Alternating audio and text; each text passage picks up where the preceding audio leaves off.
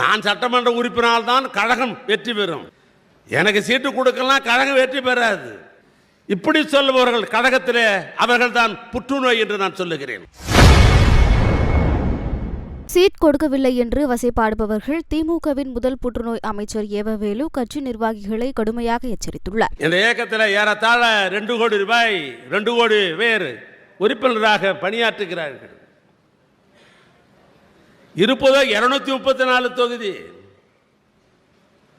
தோழமை போய் சென்ற ஆண்டு நாம் எஞ்சி இருந்த தொகுதி நமக்கு 173 தான்.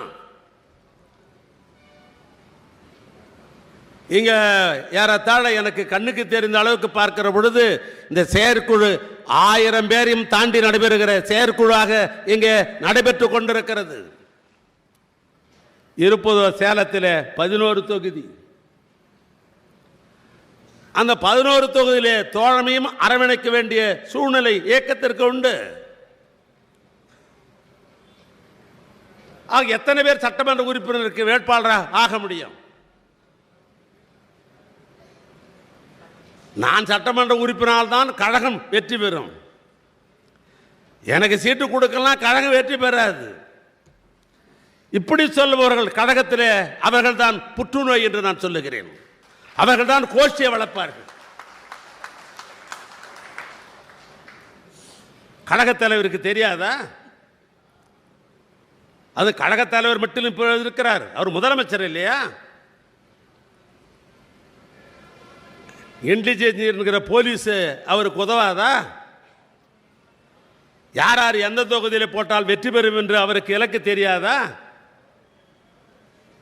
இந்தியாவுக்கே இருக்கிற முதலமைச்சர் எல்லாம் நம்பர் 1 முதலமைச்சர் என்று பெயர் எடுத்திருக்கிற தமிழ்நாட்டு முதலமைச்சருக்கு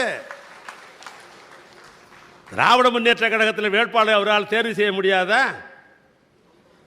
யாருக்குன்னாலும் வாய்ப்பு இருக்கலாம், யாருக்குன்னாலும் வாய்ப்பு இருக்கலாம்.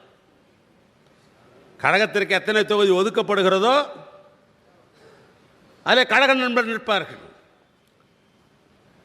எத்தனையோ அரசியல் பித்தலாட்டங்கள் தமிழ்நாட்டில் நடைபெற்றாலும் இன்றைக்கும் உறுதியோடு ஏறத்தாழ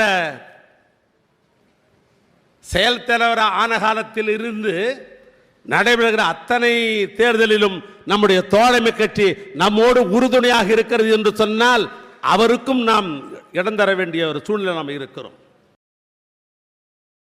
செய்திகளை உள்ளது உள்ளபடி தெரிந்து கொள்ள ரெஃப்ளெக்ட் நியூஸை சப்ஸ்கிரைப் பண்ணுங்க.